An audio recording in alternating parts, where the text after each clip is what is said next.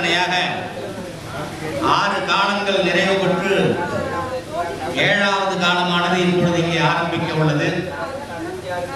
எம்பெருமான் விநாயகப் பெருமான் மிகச் சிறந்த அற்புதமான அருளை தன்னை நாடி வரும் பக்தர்களுக்கு வாரி வழங்கக்கூடிய அற்புதமான தெய்வம். விநாயகனே வெவ்வினையை வேறறுக்க வல்லான்.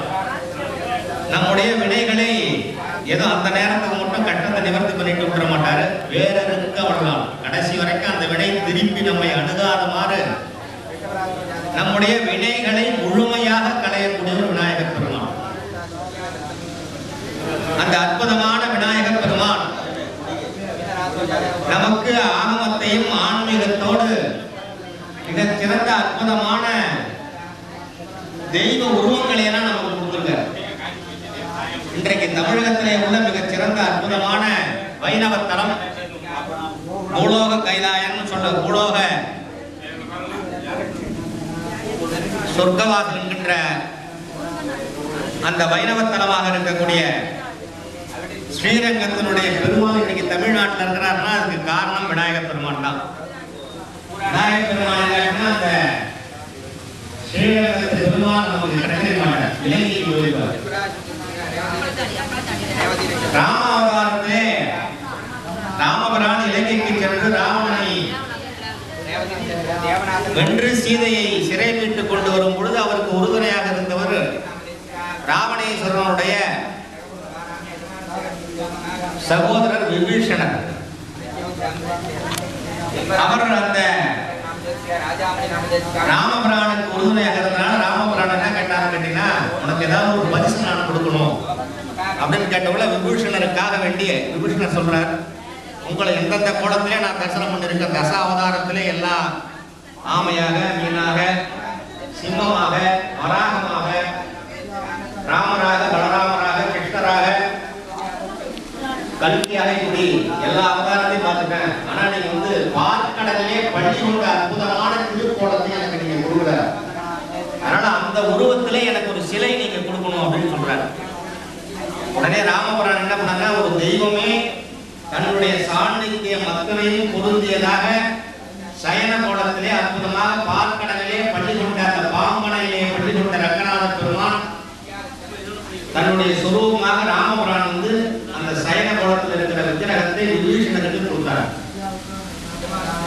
யாருங்க, தன்னுடைய நம்ம ஒரு போட்டோ எடுத்து நம்ம பிரேம் பண்ணி நம்ம தகப்பனார் போட்டோ வச்சுக்கிறோம், நம்ம போட்டோவை பல டிசைன்களில் எடுத்து வச்சுக்கிறோம். அதே போல மகாவிஷ்ணு பகவானே தன்னுடைய உருவத்தை சயன கோலத்திலே பாம்பனையிலே பள்ளி கொண்ட அந்த அற்புதமான உருவத்திலே விபீஷணருக்கு பரிசா கொடுத்தார். ஏன்னா அவர் கேட்டதுனால, உங்களுடைய உருவத்தை எனக்கு சயன கோலத்தில் கொடுங்கன்றதுனால ஒரு பரிசா அந்த விக்கிரகத்தை கொடுத்தார். அந்த விக்கிரகத்தை விபீஷணர் தலையில சுமந்து கொண்டு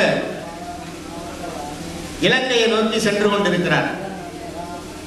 இலங்கையை நோக்கி சென்று கொண்டிருக்குள்ள திருச்சி கிட்ட வரார் அவர். இப்பொழுது இருக்கக்கூடிய திருச்சி காவிரி ஆறு அந்த கொள்ளிடம் நடுமத்தில் தான் அந்த ஸ்ரீரங்கம் இருக்கு. அந்த இடத்துல அவர் தலையில சுமந்து கொண்டு அந்த விக்கிரகத்தை வரும் பொழுது நம்ம விநாயகப் பெருமான் பார்க்கிறார். என்னதான் இருந்தாலும் அவர் தமிழ்நாட்டினுடைய அதிபதி இல்லைங்களா, ஒரு தெய்வமானது தன்னுடைய சாநித்தியம் அத்தனையும் பொருந்திய அற்புதமான தன்னுடைய சயனகோட உருவத்தை ஒருத்தருக்கு அன்பளிப்பாளிக்கும் பொழுது அவர் நினைச்சார், அந்த விக்கிரகம் தமிழ்நாட்டில் இருக்கிறதா சிறப்பு. இலங்கைக்கு சென்றால் இன்னைக்கு நடக்கக்கூடிய போர்லாம் அந்த கோயில் எப்பொழுது அழிவு போயிடும்.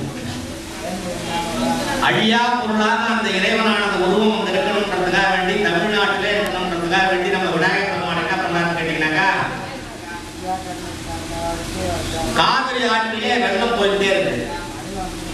இந்த விபீஷணனுக்கு பாத்தீங்கன்னா நமக்கு உடம்புல என்ன பண்ண, குளிர்காலத்துல ஒரு வேளை தான் காலையில தான் குளிப்போம். அதே சித்திரை மாச வெயில் காலத்துல பாத்தீங்கன்னாக்கா சாயங்காலம் ஒரு வேலை குடிச்சாதான் உடம்பு ஒரு மாதிரி நமக்கு உடல் சூழ்நிலை ஒரு 2 வேளையாவது குடிச்சாதான் அந்த கத்திரி வெயில நம்ம நிம்மதியா இருக்க முடியும். அதே போல விநாயகப் பெருமான் பார்த்தார், இந்த அற்புதமான திருவிக்கிரகம் இலங்கைக்கு செல்லக்கூடாது, தமிழகத்துக்குத்தான் அது சொந்தம், தமிழகத்துல தான் இருக்கணும்ன்றதுனால அந்த விபீஷணருக்கு உடம்புலே மிக ஒரு வெப்பத்தை கொடுத்தார். வெப்பத்தை கொடுத்தா ஒன்றும் அக்னி பகவானுக்கு விநாயகப் பெருமான் உத்தரவிட்டாருன்னா அவருடைய உடம்பு வெப்பமாகிடும்.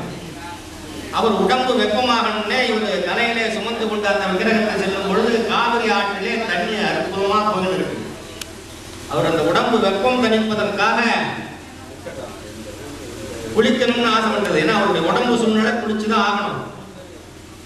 தண்ணீரும் நிறைய போயிட்டு இருக்காது. தகுந்த மாதிரி குளிக்கணும்னே அவர் என்ன சொன்னாருன்னு கேட்டீங்கன்னாக்கா, ராமபிரான் அவர்கிட்ட சொல்லி கொடுக்குறாரு, இந்த உருவத்தை நீ எங்கேயும் தரையில வச்சிடக்கூடாது.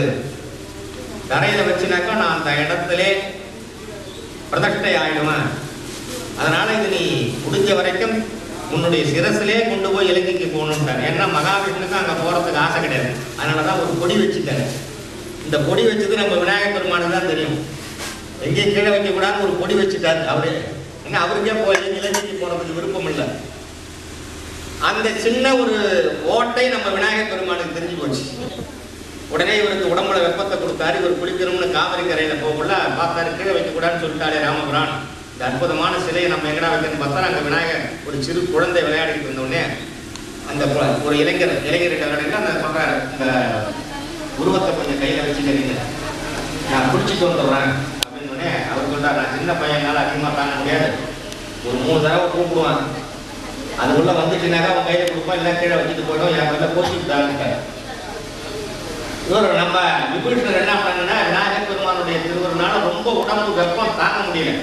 தண்ணியில இறங்கின உடனே இவரு இன்னும் கொஞ்ச நாள் தண்ணியில இருக்கணும்ன்றது தன்னை மீறி அங்கே அவருக்கு மனம் லயிச்சு என்ன பண்ணாருன்னா, தண்ணீர்ல முழுகிட்டா மேல என்ன நடக்குதுன்னு தெரியாது, மேல சென்று சத்தம் கேட்டாலும் தெரியாது. ஒரு தண்ணியில முழுகிற நேரம் பார்த்து நம்ம விநாயகர் பெருமான் என்ன பண்ணார், சாதுரியமா, என்ன அவர் அந்த பெருமானை நம்ம தமிழ்நாட்டுக்கு தான் கொடுக்கணுன்ற ஒரே பரிபூர்ணமான எண்ணம் விநாயகர் பெருமானுக்கு. அடுத்தது ராமபிரானுக்கும் தமிழ்நாட்டுக்கு தான் இருக்கணுன்ற ஒரு பெரிய ஆசை. அந்த வகையிலே அவர் தண்ணீர் முழுகிற நேரம் பார்த்து இவர் விபீஷணா விபீஷணா விபீஷணான்னு 3 தடவை கூப்பிட்டாரு. வரணுன்னே இவர் கீழே வச்சுட்டார் விநாயகர் பெருமான். இவர் பிடிச்சிட்டு வந்து பார்க்குறாரு, என்ன ஃபுல்லாக நான் கீழே வச்சுட்டேன் அப்படின்னக்குள்ள, நான் கூட்டு பார்த்தா நீ வரலை வச்சுட்டோன்னே விநாயகர் பெருமானை கொட்டுவதற்காக போய் விபீஷணர் போறார் தலையில. அப்போதான் விநாயகர் பெருமான் தன்னுடைய உருவம் தாங்கி உச்சி பிள்ளையாரா அந்த திருச்சியில காவிரி கரையில் அந்தாண்ட பார்த்தீங்கன்னா உச்சி பிள்ளையார், இந்தாண்ட பார்த்தீங்கன்னா ஸ்ரீரங்கநாதர் கொட்டம்போது தான் அவர் பார்த்தோன்னே விநாயகர் பெருமானோட விபீஷணர் தானே கொட்டினார். இந்த பொட்டு நம்ம தான் போட்டுக்கணும், அவருக்கு போடக்கூடிய தகுதி இல்லைன்னா. இன்னைக்கு உச்சி பிள்ளையார் கோயிலில் பார்த்தீங்கன்னாக்கா கீழே பாதம், அந்த உச்சி பிள்ளையார் கோயில் 2 பாதம் இருக்கும், விபீஷணருடைய பாதம் அப்படின்னு அங்கே எழுதியிருப்பாங்க. அந்த அற்புதமான ஸ்ரீரங்க ரங்கநாத பெருமான் நம் தமிழகத்திற்கு கிடைச்சிருக்குனாக்கா அதுக்கு காரணம் எந்த விதமான ஒரு மனிதனும் இல்லை, அதற்கு சாட்சாத் விநாயகர் பெருமான் மட்டும்தான் காரணம். அந்த வேலை அற்புதமான விநாயகர் பெருமான் எண்ணற்ற அற்புதமான திருக்கோயில்கள் எல்லாம் இங்கே நிர்மாணம் செய்வதற்கு அடித்தளம் அமைத்து கொடுத்தவர் விநாயகர் பெருமான்.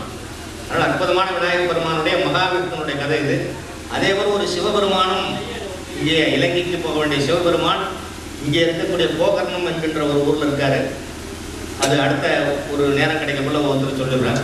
அந்த வகையில் அற்புதமான தெய்வ திருவுருவங்கள் சாநித்தியம் பொருந்திய அற்புதமான அருளை பொழியக்கூடிய